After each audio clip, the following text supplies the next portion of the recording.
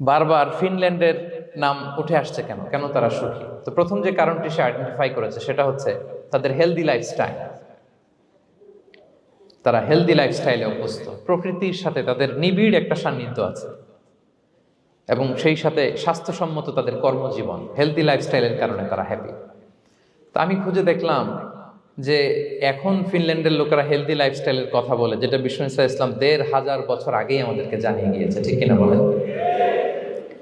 আপনি যদি বিষ্ণু ইসলামের বায়োগ্রাফি একটু চেক করেন, দেখবেন যে কতটা অর্গানিক লাইফ বিষ্ণু ইসলাম লিড করেছেন।